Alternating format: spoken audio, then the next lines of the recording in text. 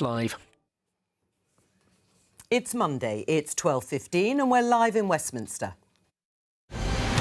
AI isn't something sort of the future over the next hill. It's the present. It's already here.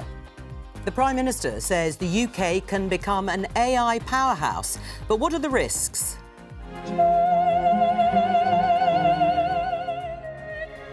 We'll hear from an opera singer who's concerned about what artificial intelligence could do to the music industry. The Chancellor's been in China trying to drum up business, but will increased borrowing costs force her to make cuts to government spending? Achieving weight loss can prevent a lot of the complications and ultimately save the NHS a lot of money. We cannot afford to treat several million people within the UK with these drugs. It would simply bankrupt the NHS. Can the NHS afford to provide obesity wonder drugs, or can it afford not to? I release factors. And should state school pupils continue to be given the opportunity to learn Latin? Joining us today, Labour MP Sarah Smith, Conservative MP Damien Hines, Deputy Political Editor of The Guardian Jess Elgott, and the London editor of The Times, Andy Sylvester. This is Politics Live.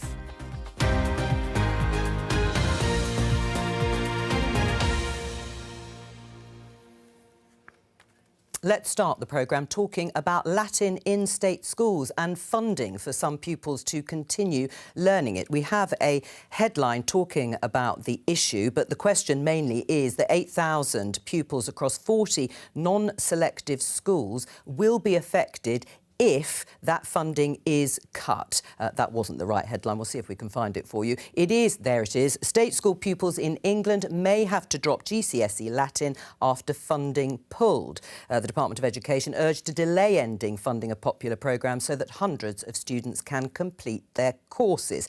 It is all part, though, of a cost-cutting drive to stabilise the public finances. Various people have written to The Guardian to complain about the decision. My opening question to you all is, should state schools still receive funding for teaching Latin? Sarah.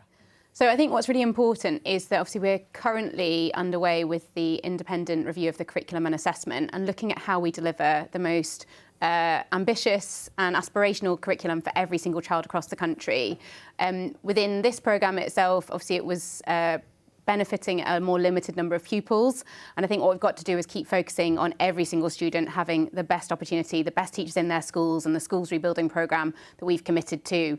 And, you know, this is not saying that children can't learn Latin by any stretch, but there are difficult decisions to be made to make sure that every child has the best possible education. A third of children right now leave our education system without a basic GCSE in English and maths. That is an absolute catastrophe and it has to change. And that's what we're focused on as a government. Does that persuade you, Damien, that funding for some pupils to study Latin should stop? Of course it shouldn't stop. And to be clear, this is funding that funds training for teachers, resources and curriculum development, and it gives an opportunity to kids in certain state schools, many of them recipients of free school meals, many of those schools in deprived areas, gives them an opportunity to get on a similar footing with children from much more advantaged backgrounds.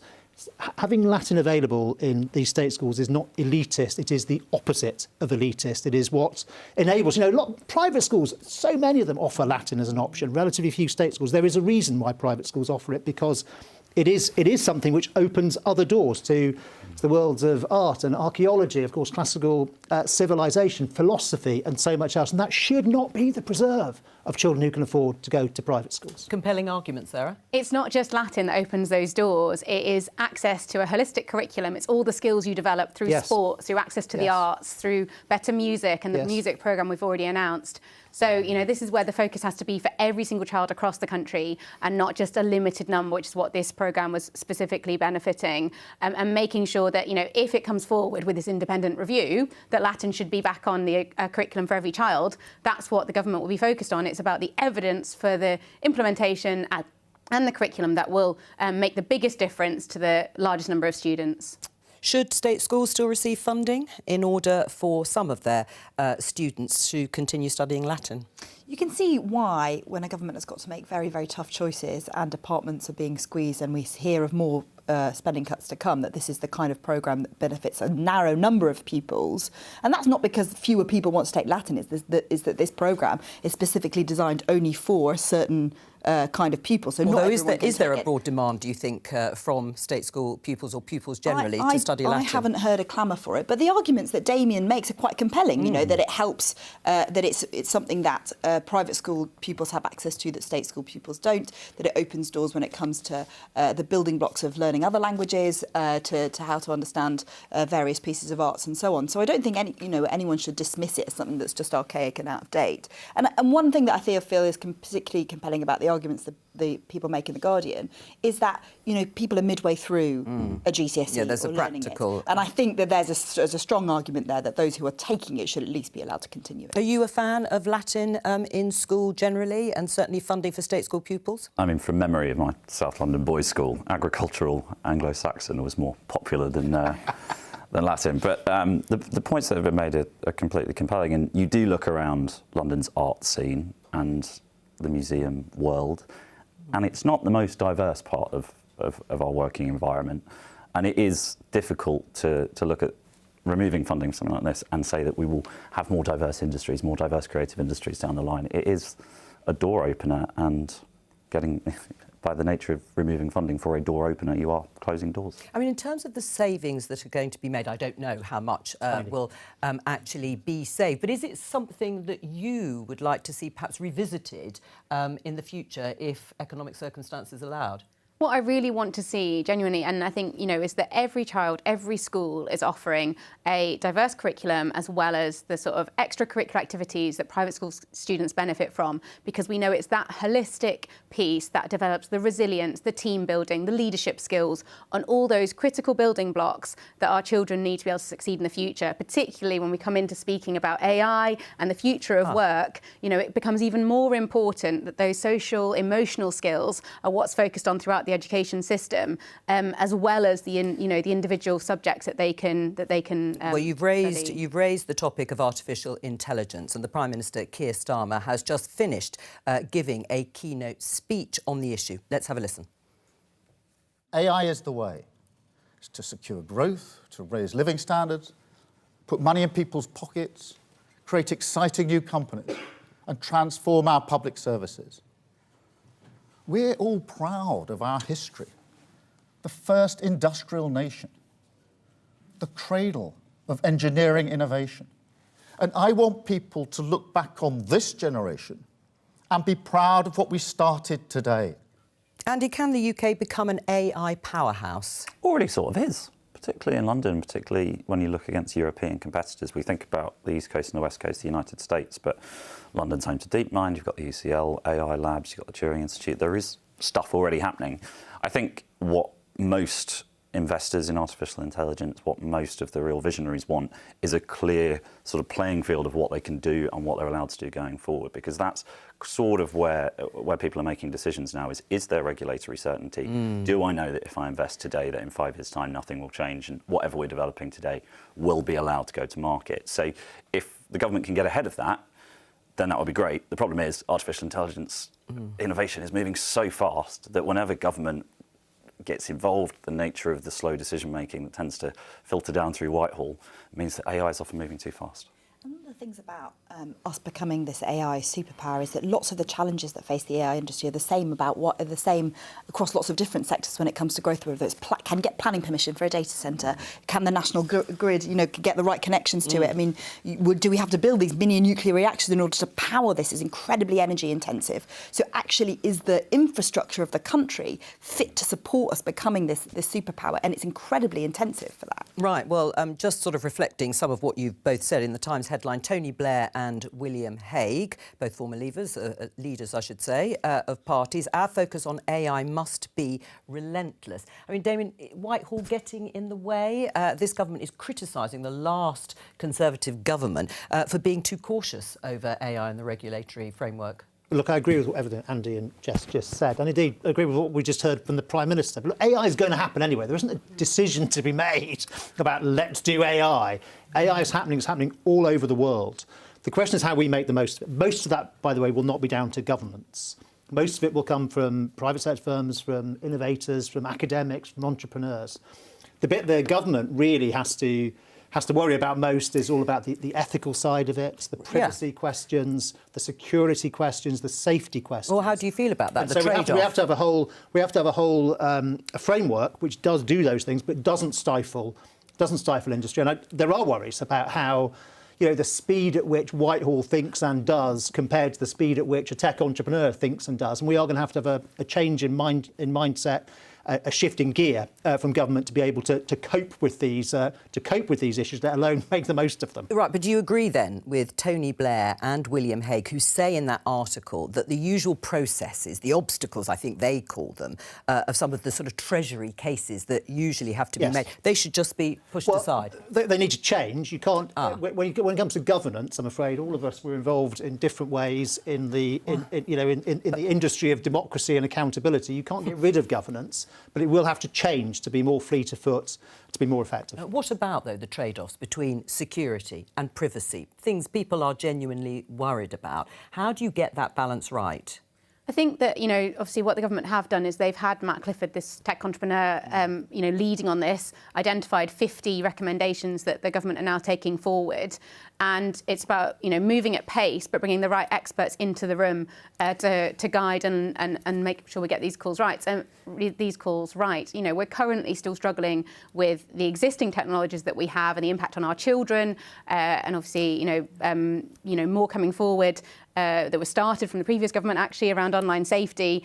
So there's a lot of concerns with our existing technology as well as what's coming down the line, but it's going to come. So we have to tackle this and we have to be serious about it. And I think today's announcement makes that clear, that we are serious about it. And it also came alongside £14 billion of investment by 3 big firms making, commitments to these data centres getting built. But exactly, we cannot move fast enough in terms of not just the reforms and the legislation we need around AI specifically, but all the enablers that will actually enable this growth and this to be an even bigger industry for us going forward. Right, but I mean, there is a danger in not taking the risks seriously enough too. I mean, it was only 2023, I think we had those pretty apocalyptic warnings from some of the heads of the big tech companies, and they should know, shouldn't they, saying artificial intelligence could lead to the extinction of humanity. Have we just sort of moved away from that? Well, it seems we're focused on the opportunities, I think would be the Whitehall speak.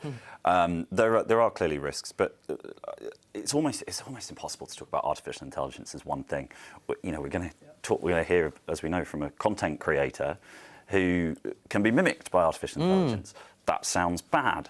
We aren't necessarily hearing from somebody who can plug a load of NHS data into a supercomputer and pop out better outcomes. So it's the applications of this technology which is going to be the things that really touch us on a daily basis. How you legislate that in Whitehall in one thing, I just think it's really difficult. Well, on this, The Times, tech firms can mine NHS archives in bid to fuel AI revolution. Should we be worried about that?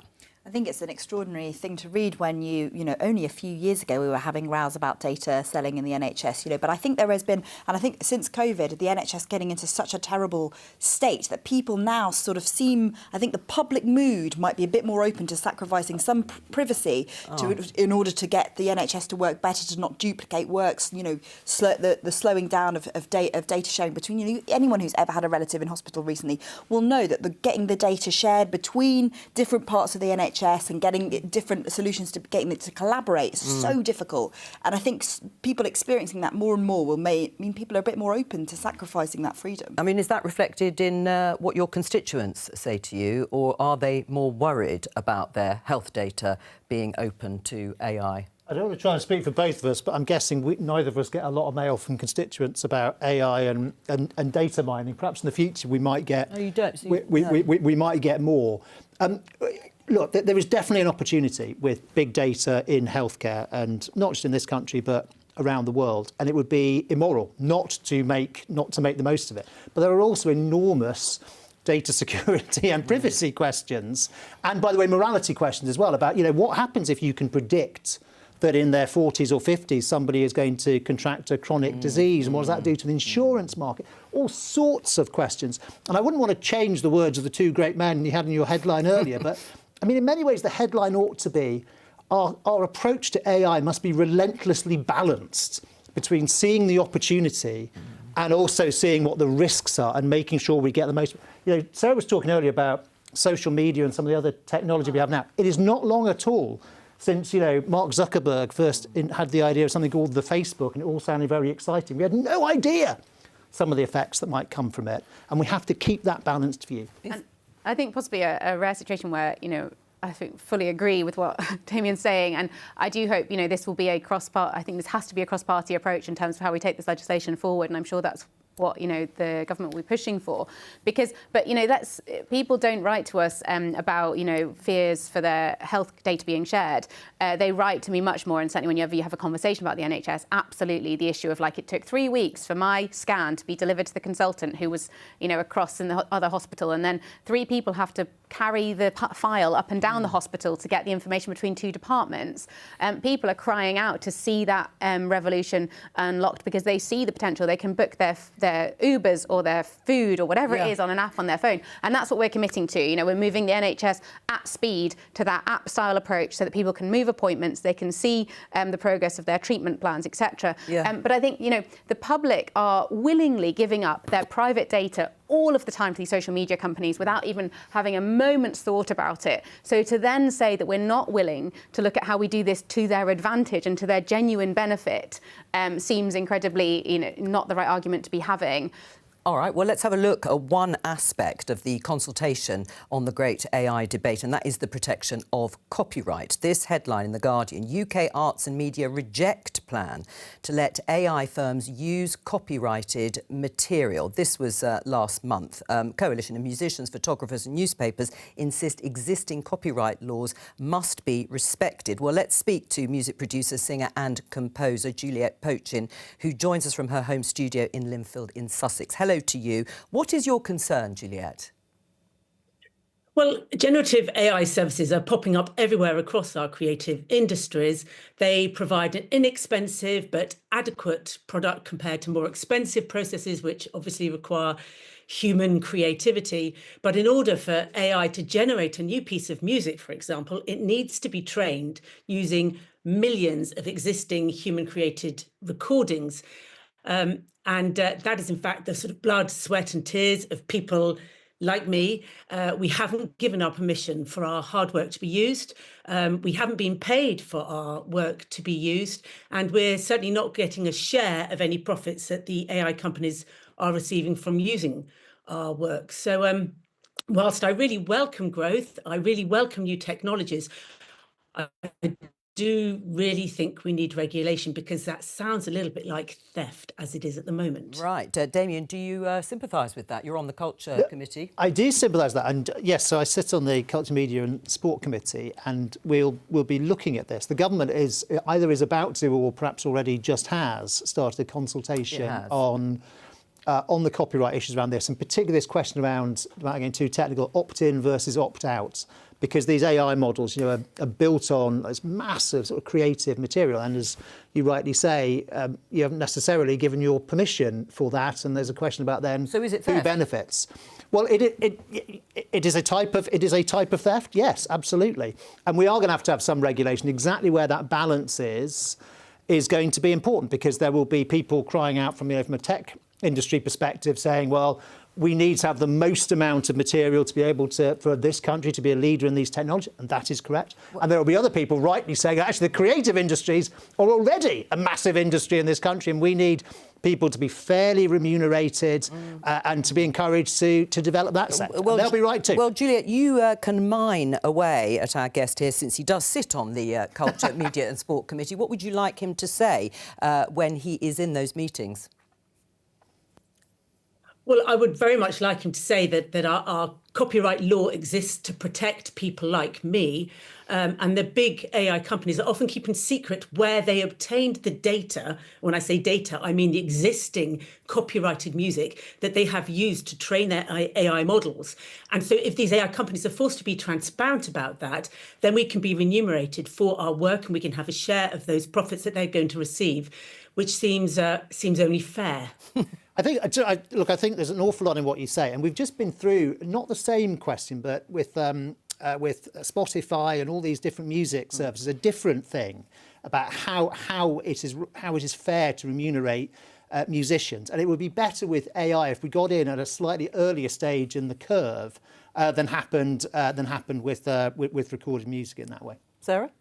Yeah, absolutely agree. I think it's about speed. This stuff is moving at pace, and we need to get the regulation ahead of the curve rather than waiting to be behind. And clearly, the creative talents of people need to be fairly protected. And actually, we want to continue to build our creative industries, and so we've got to make sure that these two things sit side by side rather than one sort of dwarfing the other. Right, but I mean, we heard yesterday Peter Kyle, the Science and Technology Secretary, who wants to liberalise the regime, said it was too cautious under the Conservatives. Isn't that going to be to the detriment, sacrificing people like Juliet in terms of their income and their livelihoods? I certainly hope that it won't. I think, again, it's about looking at these elements of this legislation like in isolation and making sure that we uphold and make sure that copyright law is embedded within it. But where there are other opportunities and other elements of legislation holding us back, that's the bits that we need to... Everyone wants a balance where everyone gets something fair. But in reality, which industry is more important, Andy? The creative industries here or AI? I think this goes back to my further point. I think calling AI an industry is probably where we keep running into difficulty, because it is the applications within the technology that will make a difference. But it's, as alluded to, it's already moving. It's now entirely possible that the next article that Jess writes or that I write will be summarised on a social media platform by artificial intelligence without anyone going anywhere near our website, and therefore bringing some revenue to our news organisations. So unless we're moving quicker, that fleet of foot point that's made, AI bosses are going to be the same as the big tech bosses. If they can do something, they will. So moving faster, getting ahead of that curve is a priority. Juliet, you wanted to say something? Yeah, I just thought that in which case that's why the AI companies should have to, maybe it might be purchasing a license to use my work, but they need to be asking permission. We need to have given consent, and we need to be credited for our work. They're going to do it anyway. I realise the horse has bolted, but they need to maybe have a way of asking our permission, and we have to be giving our consent for our work to be used. And I don't see why that wouldn't be possible, and that we can work alongside these AI companies, these music companies, and have a share in some of the remuneration and some of the profits that they're going to make as a result of using some of our work. Will AI companies buy that, do you think?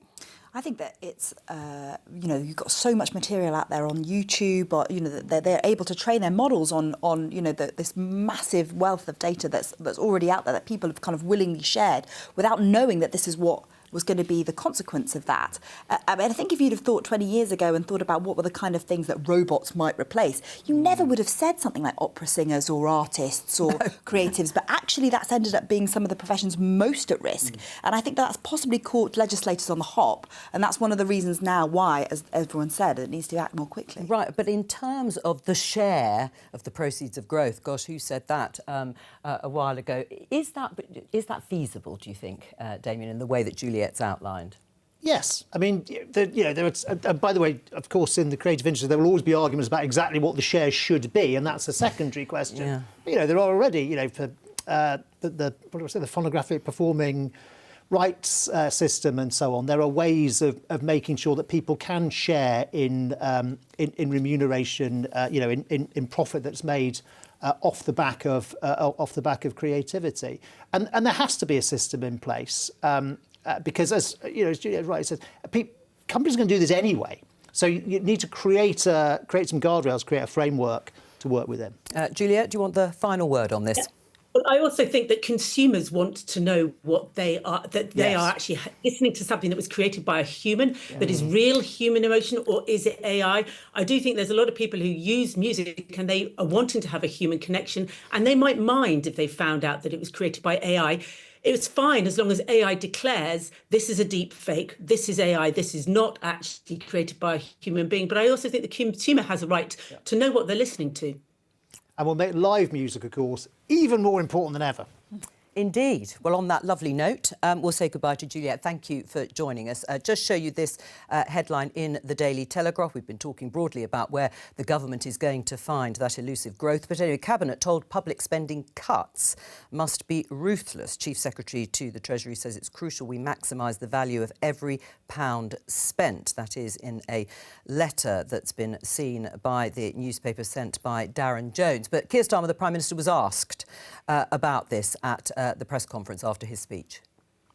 In terms of the ruthless approach when it comes to finances and spending, yes, we will be ruthless, as we have been ruthless in the decisions that we've taken so far. We've got clear fiscal rules and we're going to keep to those fiscal rules, and that's why the Chancellor was absolutely right in the words that she chose to describe the approach that we will take. Ruthless is how the government is going to continue to be when it comes to spending. Sarah, are you ready for a new age of austerity? This is not about austerity. This is about having responsible public spending. We know that people are frustrated, that there's not the most efficient use of government of their money right now across lots of different public services. They see it, they experience it firsthand. And so what is being required here, ahead of the spending review, is a full review, every penny and every pound being accounted for and justified, and identifying where, for example, there are programmes running with no evidence that they're making an impact, and that those savings are made so that we can spend the money where it's actually going to deliver the best outcomes for the people that depend on these public services. How difficult it's going to be for MPs, Labour MPs like Sarah, to explain to their constituents when the next round of spending is tight when it comes to public services? Look, no one stood to be a Labour MP in order to make cuts to public services or to, and especially on things like welfare, where, you know, there's already a feeling, I think, in amongst Labour MPs that they had hoped that the Chancellor might do something like lift the two-child benefit cap, and I think we're going much in the other direction. Welfare seems to be the one, and it's the other one that would be very, very tricky for some Labour MPs to swallow, will be anything to do with public sector pay. But again, I think that if you're going to identify things that are the most likely, that one might also be the one: public sector pay, public sector pensions. But of course, you know, like, it feels like if this government stood for anything at the election, it was about improving public services. That's what people felt like they were voting for, not necessarily just, you know, keeping the books tight, but for improving public services. And unless they can show they can do that, it's going to get Labour MPs starting to feel very difficult.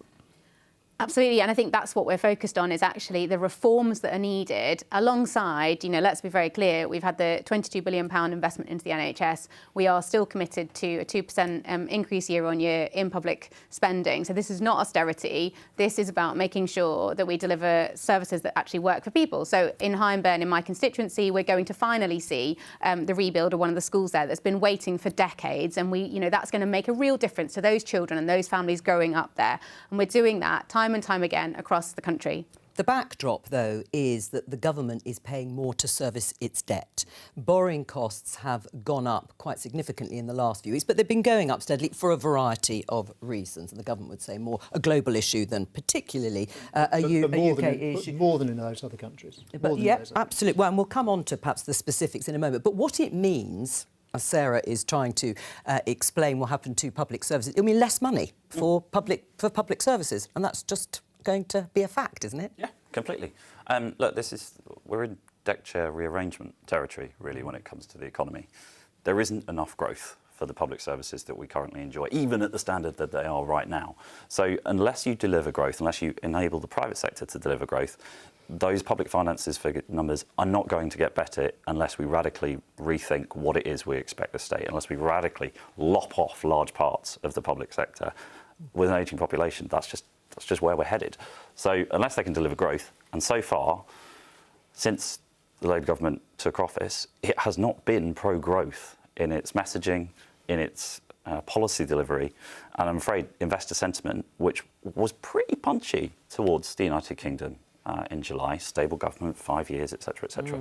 All of that has disappeared. Sarah? I don't accept that's all true in terms of, we had £63 billion announced at the investment summit. We've had another £14 billion of investment announced this morning. We know that right now we are, one of the most stable countries for investment compared to what Europe's looking at, and also with lots of uncertainty going on in America right now, whether, the unfunded tax cuts that Trump's committed to and the impact of the tariffs might be. And so, we are continuing to be a country that's attracting that investment, and there are no quick fixes here, and we're starting to outline both how we can speed up the regulatory reform that we know that so many companies and business leaders are calling for, tackling the skills challenges that I hear far more often than anything else when I speak to businesses in my constituency, and getting these public services working, getting the appointments for people in the NHS, which will get them back to work and enable them to take less sick days. All of these things are going to support the plan for growth. Signed up to that? Look, we are seeing the consequences of decisions that this government has taken. So, first of all, they talked down the economy, and sentiment really matters in business. Then the Chancellor talked incessantly about how the budget was going to be all about growth, and people like me welcomed that. There was then a reasonable expectation it would centre on growth, and then there was basically nothing in it about growth. Indeed, growth forecasts came down as a result of the budget. And then even on top of that, then you had these changes to taxation, which seemed to betray a lack of understanding about how business works, and particularly about how employment decisions work. And that change on employer national insurance contributions, I'm afraid, has really, really shaken business. Has a massive impact on its employment, particularly of part-time workers. And I'm afraid it tends to suggest that the government doesn't think that having historically low unemployment, as it inherited, is an important thing to maintain, and that will in turn affect business confidence, and then I'm afraid you get into a cycle. We inherited some of the highest rates of people out of work due to their health challenges and not being able to work to their full capacity, and that was one of the challenges that we had to take on. The businesses I spoke to actually obviously thought that actually the NI contributions might be coming in higher than they were in the budget, and so they welcomed that was not. I think it was the threshold at which it starts. I don't think they were expecting, but anyway. And I think the plan and the forecasts right now obviously haven't built in the whether it's all based on whether the government actually achieves the reforms needed, particularly in planning, in order to get the 1.5 million homes built. A lot of that hasn't been built into the current forecasts, and so we're still expecting that those could return and could go up again. But I mean, you say, Damien, that it is because of policy decisions made by Rachel Reeves primarily in the budget at the end of October. Putting that aside, I know we're talking about the counterfactual to some extent, but putting that aside, if the Conservatives had won the election, which they clearly did not, there was a clear message from the electorate, you would be having to make similar spending cuts to public services further down the line, wouldn't you? Well, first of all, you can't say it's just Rachel Reeves. Don't blame just the Chancellor. I mean, this is the whole government's collective responsibility. It's the Prime Minister and everybody and the else. Answer to my question. And you're also quite right. We lost the election badly, and we take that with due humility. And of course, we would have to be making difficult decisions. We'd also be held to account for those decisions, but we would not have talked down the economy. We would not have taken an anti-business, anti-employment growth approach. We would have done some difficult things, including, by the way, on working age welfare spending, where we had a plan. Well, we'll come on to £12 billion of. But the IFA, as you know, the Institute for reductions. Fiscal Studies said that they weren't actually credible. They said they were difficult in the extreme, is the phrase that they used, to find £12 billion worth of savings from the welfare budget. Do you accept that? No, I don't. And what we're looking at, both on that and some other measures like on tax evasion and avoidance, if you look back to the pre-COVID era and you just basically say, well, let's just get back to where we were. Same, by the way, you could say about the size of the civil service. These should be achievable gains. And it is right, there are too many people of working age who could work. And, we want, generally speaking, it's good, actually, for many types of health, because it's actually good for your health to go into work, and we do need to have a relentless. Yeah, but what they were saying is that the savings just weren't there to be made because you'd made these announcements, and a lot of them were in place. Just like all of the unfunded spending commitments they'd made that we inherited, and we then had to actually found the money to make sure that we could rebuild the schools in my constituency, that we could the schools capital budget is as it was, so that we could do the hospitals building plan that has been promised and not delivered. So we could deliver pay rises for teachers and junior doctors, so that we could actually focus in on the reforms that are needed to turn around our public services and get them working again. You left us with prisons overflowing and no commitment to building the prisons that were needed, false spending commitments that meant that the economy was an absolute mess, and no plan for how we're going to tackle on any of the big challenges that are coming down the track, be that, what we're talking about this morning around AI and raising that investment. So I find it very rich getting any criticism from the opposite benches on these issues. The schools rebuilding programme has carried on as was. But the fundamental issue here is that the Chancellor was right before the budget. It is all about driving economic growth. The problem was that they didn't then follow through in the budget and in everything that's happened since to say we will talk up the economy, we'll improve sentiment, we'll underpin it, and we will do things in our budget and with what every government department does to promote that growth, because fundamentally that is what enables us to afford the excellent public services that we also value. Well, this is another strategy by the government. I want to ask you two if you think it'll work. The Sunday Times reaves the Chancellor to tell regulators strip back rules to boost growth, attempting to force Whitehall to support the economy. Reeves will call in the heads of Britain's largest regulators to the Treasury on Thursday. Will it work? It will help, but it's not part of a joined-up. You use the word strategy there, and I think that's probably where the issue lies. To do this at the same time as you're also making it more expensive to hire people, those are not bits of a strategy that fit together. Do you agree with that? I mean, we've got the Employment Rights Bill. We heard the head of the CBI, the Confederation of British Industry, earlier today on the BBC saying it's the sort of accumulation. It's the increases in NI contributions. It is an increase in the national minimum wage. These may all be the right policies, and the Employment Rights Bill that is making it very different. Is there a sort of accelerator brake issue here with the government? I think that's been a long-term issue with the way that this government tells a story about what it wants to do about the economy. So those three things feel, in a way, very justifiable policies. Raising the minimum wage is the kind of thing that, if your focus is on living standards, you want to give the lowest paid a pay rise, that feels justifiable. Long-term, the better workers' rights has clearly been something that the UK has lagged behind on, and employee NICs all coming at the same time. I think you get a feeling as a small business that everything's kind of piling on top of you. And I suspect that one of the problems has been that knock to business confidence has been that the only stories that there has been to tell about growth has been these very long-term ones. Changing to planning take a long time. GB Energy, changing the relationship with Europe. All of those feel like a kind of 5 to 10 year product, if we're lucky.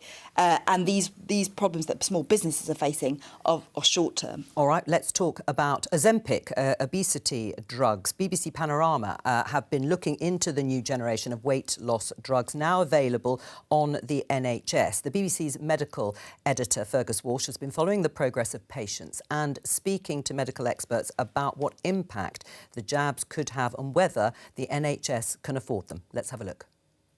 Naveed Sattar heads the UK government's obesity healthcare goals programme. The cost of these drugs is still at a level where we cannot afford to treat several million people within the UK with these drugs. It would simply bankrupt the NHS. He estimates it costs the NHS around £3,000 to give a patient weight loss jabs for a year. And so if everyone eligible got them now, that would be £10 billion a year. Ray is doing well. After 5 months on Wegovy, he's lost 14 kilos, more than 2 stone. Well, look, I'm really pleased with you. It's clearly doing what it's supposed to do, which is switching off those food noises. And Ray, who's recently become a granddad, is delighted. Well pleased. Can't believe it, any of us. My daughters, every time they see me, they said, I'm shrinking or I'm wasting away. And if you're in the UK, you can watch Panorama, weight loss drugs and the NHS on BBC One tonight at 8, and you can stream it on BBC iPlayer right now. Sarah, can and should the NHS pay for these drugs for anyone who wants them? So we know that, the cost of tackling obesity is absolutely huge to this country and to the NHS. And so I think it's right that we are looking at this as one of the options. There are a number of pilots and sort of testing strategies being undertaken right now to look at different ways that we can help people with this challenge around their weight in order to improve their health, give them better and higher quality, longer lives. And so I think absolutely, it's a very popular option that people are often currently utilising privately. We should be looking at its efficacy and effectiveness within the NHS in order to take a decision as to how it will be used in the future. So today, I think there's about 280 million currently being spent on that, on that approach, on identifying those that need it the most. And coming back to the previous point around getting people back to working, it's really, really important. So, we're streeting the Health Secretary. I can't remember exactly how he worded it, but he seemed to say we really should be funding this for everyone who needs it. Obviously, that's a sort of arguable point, but we should be funding it in order to reduce some of the related conditions like type 2 diabetes, no doubt problems with your heart, in order to get people back to work. Yeah, is he right? Absolutely. Yeah, and I think that's why we are currently committing to that 280 million. Yeah, clearly, there are it's a very expensive option, and that's why I don't think it's the only solution that should be looked at. And there's got to be decisions made by far better qualified people than me around to what extent that is rolled out and who we prioritise to receive it. I mean, should it be rolled out more widely, Damien? I mean, we heard the consultant there saying the NHS can't afford it. No, it is very expensive treatment. And I think there was a hierarchy of things here that you want. So actually, it starts with, eating properly and exercise, and the things that all of us can do to self-manage. It is also true that some people do get into very difficult situations, and it is also true that the cost of dealing with complications connected to obesity, I think, is something like 11. So is this the magic cure for all of these problems? Well, just giving Ozempic to everyone? I'm willing to take a punt that none of us around this table is qualified to say exactly what the optimal number of people to take. Well, you're right there, but I'm talking from a sort of philosophical point. I think there is a role for it, but it must never take the place of all those other things. And we do want to go right from a very early age, children in school. We've got health education on the curriculum now. We want children doing sport. We want people walking. But that's clearly been tried and it's failed when you look at the numbers of people with obesity. Well, it hasn't. I can't say it's failed. Well, failed we're not going to do exercise anymore. No, but you know what I mean? They obviously feel it's at a level that needs to be... But there clearly is more that needs to be done, and this is obviously part of the sort of range, part of the suite of interventions. I mean, it's obviously a growing problem in the UK, and that cannot just be down to the fact that people are not educated enough about what the kinds of food they should eat and whether they should do any exercise. People know what kind of foods they should eat and whether they should exercise. And the reality is that a cheap diet of ultra-processed food for a lot of people means that they start to gain weight without even really realising how much they get this addictive urge to eat, and that's why you've got such an enormous number of people who are overweight. This jab could potentially save the NHS money. But I think there has to be a really, really serious plan about what to do to make sure that people are not on these jabs for life. If you lose the weight, the problem then is there has to be a proper plan for when you come off these drugs so that you can maintain the gains that are made. Transformative, potentially? Clearly transformative. And of course, we're talking about the price of these things right now. What usually happens with emerging technologies is that in 5-10 years' time, it becomes an awful lot cheaper. You start spreading it a little more widely. Somebody else will come along with something that does something similar but cheaper. So we may get to a point where we can have these drugs being given to, as the phrase was, anyone who wants them. I am sceptical of any healthcare system which just dishes stuff out if people ask. Anyone who watches American TV can reflect on the adverts there, and it doesn't strike me as being something that creates a happy nation. But going back, bringing everything together, it all comes back to living standards. The link between obesity and basically a lack of disposable income and cheap diets is there for all to be seen. So, yeah, we need a holistic approach, as discussed, and I guess I'm a little bit worried about these weight jabs just becoming an element of moral hazard, that you don't have to take personal responsibility in this particular space. You can rely at some point on a magic cure, and I think that's just dangerous. Which side would you come down on then, in terms of holistic, or use this to get quick results? Completely on holistic, and I think it's important to say that we are focused on bringing the development of these drugs to the UK to be able to bring the cost down over time, because I think it will always be part of the solution. But absolutely, we need to keep educating people. We need to focus on obviously improving living standards, and it's also about just how much time people have to prepare food, to get out and do a daily walk. There's a really strong correlation between having a dog and how much exercise you get because you're more likely to exercise your dog than you are to go to the gym. So, you know... Everyone get a dog. Is that the New Year resolution? Well, that's all we have time for today. Thank you to all of my guests. I'll be back tomorrow with more Politics Live at 12:15 here on BBC Two and the iPlayer. Have a very good afternoon. Bye-bye.